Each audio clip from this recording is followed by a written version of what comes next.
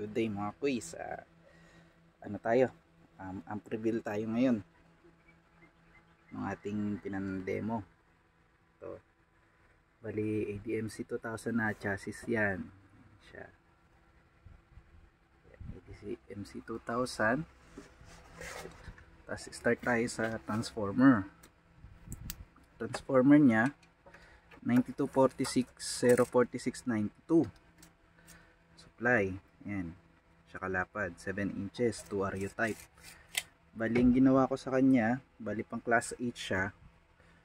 Hinati ko yung winding. Bali 46046 BAC na siya ngayon. Yan. Ito yung wire niya sa ilalim. Tapos nun, bridge diode nandun din sa ilalim. Sa ilalim nitong capacitor board. Tapos nun, linya. Bali naka-parallel pala yun. Parallel siya. Akit siya dito sa sa capacitor board. Ito yung linya niya. Tapos noon 12 pieces 10K UF80 volt na capacitor. Yan siya. Series parallel din yan kasi yun yung design ng mismong board niya para in case man na magtaas ako ng supply, hindi na ako magbabago ng board. Kumbaga intact na siyang ganyan. Magtataas na lang ako ng papalit na lang ako ng transformer. Then driver, yan, yung dalawang driver na yan. Rocola OP amp yan. Yan, Rocola OP amp. Tapos ang protect niya is Apex. Apex yan. Walang clip indicator. Walang clip indicator yan. Bali signal, protect, tsaka mode niya lang yung yung power. Yan. Tapos ang IC niya, ay LF353. Yan, yung original kasi is TL071 UA741. Ito modified na siya.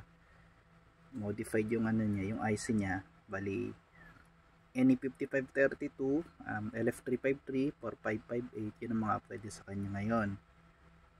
Yan, 2 RU type. Tapos ang heatsink ay 14 inches na heatsink. Nakikita nyo. Yan, 14 inches na heatsink. Ang haba, galing 70 MA4 yan, 70 MA4. Tapos noon, slots niya 9 pairs na OPT, output transistors per channel. Hanggang ilalim niyan, 2SA 1943 at saka 2SC5200. Then cooling, in out na fan siya. Tapos noon, syempre protection, soft start. Ayan, soft start niya. Din niya, relay out lang rin. Tapos kung ano yung mga available kong parts yan, yung mga ganitong capacitor, yun yung kinabit ko. Ayan siya. Dito siya sa dito siya sa part na to para isang linya lang. Ilalim. Pasok, sabay switch. Pasok agad dito sa transformer. Natin ngayon. Try natin buhayin.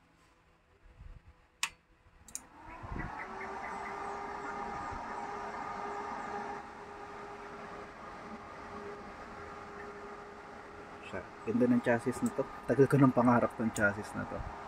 Ayan, wala na yung protect niya. It's niya yan. Check tayo ng DC na supply. Positive rail. Positive rail. 60 volts. Negative. Low rail. Ayan, 60 volts din. Yun lang naman ang niya, setup niya. So abang-abang na lang po ulit tayo sa mga iba pang sa mga iba pang unit kasi bali may 4 na units pa ako dito, 3 macro at saka yung isang crown. Okay. Basta abang-abang na lang po tayo, mag-amp reveal din po tayo nun. Sige po, salamat.